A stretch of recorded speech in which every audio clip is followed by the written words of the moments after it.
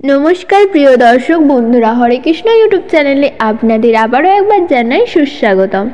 আজ থেকে হাজার হাজার বছর আগে অর্থাৎ দাপর যুগ এবং কলিযুগের সন্ধিক্ষণে ভগবান শ্রীকৃষ্ণ পঞ্চপাণ্ডবকে উদ্দেশ্য করে 5টি ভবিষ্যৎবাণী করেছিলেন কলিযুগ সম্বন্ধে। আর এই ঘটনা লিপিবদ্ধ করা হয়েছিল উদ্ধব গীতা গ্রন্থে।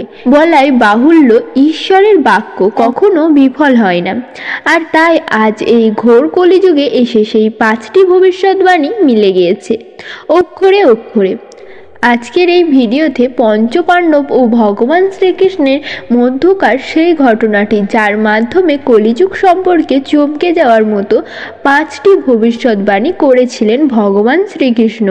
সময়টা দাপর যুগের শেষ ভাগে কুরুক্ষেত্রের যুদ্ধে অতিক্রান্ত হয়েছে। বহু বছর হস্তিনাপুর পঞ্চপাণ্ডব মিলে রাজত্ব করেছেন বহুকাল। আর অন্যদিকে দরজায় কড়া নাড়ছে ভয়ঙ্কর কলিযুগ। এমনই এক সময় পঞ্চপাণ্ডব ভগবান শ্রীকৃষ্ণকে প্রশ্ন করছিলেন, হে মাধব, আমরা শুনতে পেয়েছি কলিযুগ আগত প্রায়, কিন্তু কলিযুগের বৈশিষ্ট্য সম্পর্কে আমরা খুব ভালোভাবে অবগত নয়। আপনি দয়া করে আমাদেরকে কলিযুগ সম্পর্কে ধারণা প্রদান করুন। পাণ্ডবদের অনুরোধ সত্ত্বেও ভগবান শ্রীকৃষ্ণ সরাসরি তাদের প্রশ্নের উত্তর প্রদান করলেন না।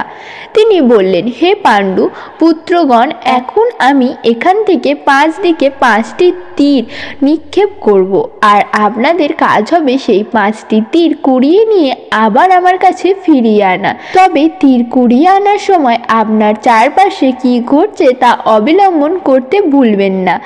এই 5টি তীর ফিরিয়ে আনার পর আমি আপনাদের প্রশ্নের উত্তর দেব। পাণ্ডবগণ সানন্দে শ্রীকৃষ্ণের কথায় রাজি হলেন এবং শ্রীকৃষ্ণ তীরের ধনুক দিয়ে 5 দিকে 5টি তীর নিক্ষেপ করলেন। আর এর সাথে সাথে পাণ্ডবগণ বেরিয়ে পড়লেন তীরগুলিকে কুড়িয়ে ফিরিয়ে আনার জন্য।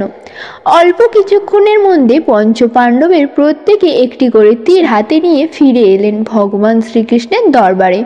উৎসুক পাণ্ডবদের প্রশ্নের উত্তর দিতে ভগবান শ্রীকৃষ্ণ এবার জ্যেষ্ঠ পাণ্ডব যুধিষ্ঠিরকে প্রশ্ন করলেন, বলুন ভ্রাতা যুধিষ্ঠির, আমার নিক্ষেপিত তীর খানি কুড়িয়ে আনতে গিয়ে আপনি কি কি দেখতে পেলেন? যুধিষ্ঠির উত্তর দিলেন, হে গোবিন্দ, আমি তীর খুঁজতে গিয়ে এক অতিশয় সুন্দর হাতিকে দর্শন করেছি।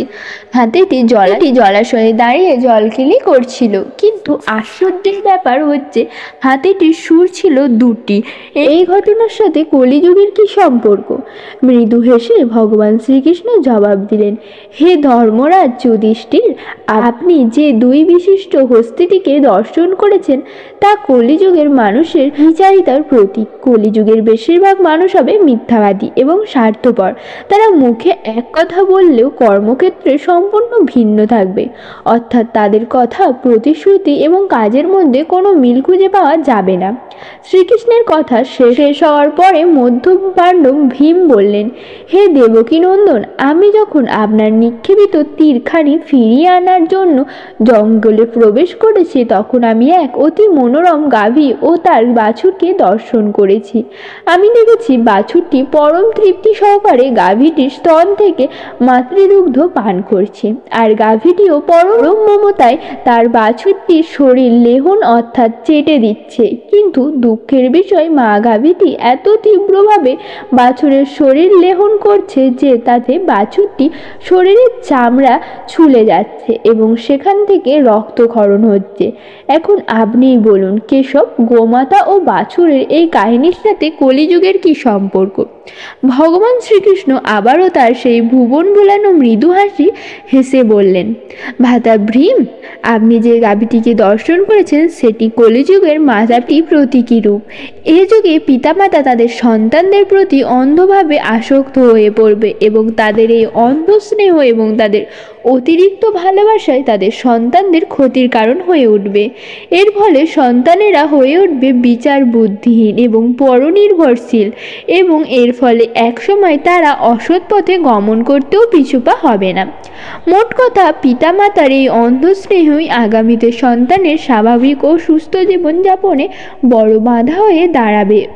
অন্যদিকে মা গাভীটি যেভাবে তার বাছুরটির ওপরে অতি স্নেহ আসক্ত, তেমনি কলিযুগের পিতামাতা তাদের সন্তানের প্রতি আসক্তি এতটাই বেড়ে যাবে যে পিতামাতা তাদের জীবনে অন্য সব সম্পর্কের প্রতি অন্ধ হয়ে যাবেন। ভীমের প্রশ্নের উত্তর দেওয়ার পর শ্রীকৃষ্ণ এবার জিজ্ঞাসা দৃষ্টিতে তাকালেন অর্জুনের দিকে। অর্জুন বললেন, হে মাধব, আপনার নিক্ষেপিত তীর খানি কুড়িয়ে আনতে গিয়ে আমিও এক অদ্ভুত ঘটনার সাক্ষী হয়েছি। তীর অন্বেষণ করতে করতে আমি তীর ধরে সামনের দিকে এগিয়ে যাচ্ছিলাম। এর সময় নদীতে ভাসমান একটি দুর্গন্ধযুক্ত মৃতদেহ আমার দৃষ্টি গোচর হয়। আমি দেখতে পাই সেই মৃতদেহের উপরে বসে একটি শকুন সেই মৃতদেহের পচা মাংস খুবলে খুবলে ভক্ষণ করছে। তবে অবাক করার মতো ব্যাপার হচ্ছে, সেই শকুনটির দুই ডানার উপরে স্পষ্ট অক্ষরে লেখা রয়েছে মহাপবিত্র বেদ মন্ত্র। পরবর্তীতে আমি আপনার নিক্ষেপিত তীরখানি কুড়িয়ে ফেরত এনেছি বইকি, তবে সেই বিভ্যস্ততাকে ভুলতে পারছি না কিছুতেই। অর্জুনের মনের অবস্থা বুঝতে পারলেন ত্রিকালজ্ঞ ভগবান শ্রীকৃষ্ণ। তিনি বললেন, হে পার্থ, তোমার দেখা ওই শকুন পক্ষীটি কলিযুগের ভণ্ড সাধকদের একটি প্রতীক রূপ। কলিযুগে ভণ্ড সাধকদের পরিমাণ বহুগুণে বৃদ্ধি পাবে। এর সকল ভণ্ড সাধকদের ধার্মিক, জ্ঞানী ও আধ্যাত্মিক শক্তি সম্পন্ন হিসাবে জগতে খ্যাতি ও বিরাজ করবে। তবে তাদের প্রকৃতি মানসিকতা থাকবে শকুনের মতো ধূর্ত এবং স্বার্থ নেশি। তারা বাইরে ধার্মিক বেশ ধারণ করবে, ধর্মাঙ্গ হিসাবে নিজেকে প্রচার করবে এবং আধ্যাত্মিক শক্তি সম্পন্ন হিসাবে নিজেকে মানুষের কাছে তুলে ধরবে, কিন্তু আসলে তারা হবে শাস্ত্রজ্ঞানে অজ্ঞ। তারা ধর্মকে ব্যবহার করে নিজের জাগতিক স্বার্থ উদ্ধার করবে। অন্যদিকে তাদের অনুসারীদের করবে ভ্রমভ্রষ্ট। অর্জুনের প্রশ্নের উত্তর দেওয়ার পর চতুর্থ পাণ্ডব নকুল বললেন, হে যাদব শ্রেষ্ঠ, আপনার নিক্ষেপিত তীর অন্বেষণে গিয়ে আমিও এক অদ্ভুত ঘটনা দর্শন করেছি। তীরের সন্ধানে আমি যখন পাহাড়ের পাদদেশে ধরে সামনের দিকে যাচ্ছিলাম, তখন আমি লক্ষ্য করলাম এক প্রকাণ্ড পাথর খণ্ড পাহাড়ের চড়া থেকে তীব্র বেগে গড়িয়ে সমতলের দিকে ধাবিত হচ্ছে। পাথর খণ্ডটি এতটাই ভারী ছিল যে পাহাড়ের ওপরের মোটা গাছগুলিকে আটকাতে পারছিল না। বড় বড় গাছে ধাক্কা খাওয়ার পরেও পাথর খণ্ডটির গতি কম ছিল না। সবকিছুকে লণ্ডভণ্ড করে পাথরটি প্রচণ্ড গতিতে পাহাড়ের পাদদেশের দিকে এগিয়ে আসছিল। কিন্তু অবশেষে সামান্য একটি লতা গুল্ম জাতীয় উদ্ভিদের গায়ে এসে পাথরটি এমনভাবে আটকে গেল যে সেটির গতি সেখানে নিঃশেষ হয়ে যায়। হে যদুকুল শিরোমণি, আমার দেখা পাথর এই ঘটনাটি কলিযুগের সাথে কিভাবে যুক্ত তা আমাকে দয়া করে অবগত করুন। উত্তরে ভগবান শ্রীকৃষ্ণ নকুলকে বললেন, হে নকুল, দেখা এই পাথর কলিযুগের মানুষের পাপের প্রতীক। কলিযুগের মানুষের পাপের বোঝা ঠিক ওই রকম পাথরের মতোই ভারী হবে এবং সেই পাপের কারণে সমস্ত বিশ্বজগৎ লণ্ডভণ্ড হয়ে যাবে। তুমি পাথরটিকে যে বড় বড় গাছগুলির সাথে ধাক্কা খেতে দেখেছ, সেই গাছগুলি নানা মত ও পথ। কলিযুগে নানান মত ও পথ বিস্তার করবে বইকি, তবে সেগুলি মানুষের প্রকাণ্ড পাপের বোঝাকে প্রশমিত করতে ব্যর্থ হবে। তবে তুমি যে লতা গুল্ম জাতীয় উদ্ভিদটি পাথরটিকে আটকে যেতে দেখেছ, সেটি হচ্ছে হরিনাম। অর্থাৎ কলিযুগে একমাত্র আমার শরণাপন্ন হলেই মানুষ তার পাপের বোঝা থেকে মুক্তি হতে পারবে। নকুলের প্রশ্নের উত্তর দিয়ে এবার ভগবান শ্রীকৃষ্ণ সহদেবকে প্রশ্ন করলেন, এবার তুমি বলো সহদেব, আমার নিক্ষেপিত তীর খুঁজতে গিয়ে তোমার কি অভিজ্ঞতা হলো? নকুল বললেন, হে ভগবান, আপনার ছোড়া তীর খুঁজতে গিয়ে আমি এক গহীন জঙ্গলে প্রবেশ করেছিলাম। এখানে আমি হঠাৎ তৃষ্ণার্ত বোধ করি এবং জলের উৎসের সন্ধান করতে থাকি। এক পর্যায়ে আমি দেখতে পেলাম জঙ্গলের গহীনে সারি সারি কুয়া। আমি একটি কুয়া থেকে নিজের তৃষ্ণা নিবারণ করলাম, কিন্তু পরক্ষণে আমি খেয়াল করলাম সবগুলি কুয়া থেকে জলের ধারা উপচে পড়ছে, কিন্তু একটি কুয়া একেবারেই শুষ্ক এবং জলহীন। হে ভগবান, আমার এই অভিজ্ঞতার সাথে কলিযুগের বৈশিষ্ট্যের কি সম্পর্ক রয়েছে তা আমাকে দয়া করে জ্ঞাত করান। শ্রী ভগবান বললেন, হে সহদেব, তোমার দেখা সেই কুয়াগুলি কলিযুগের মানুষের সামাজিক অবস্থান নির্দেশন করে।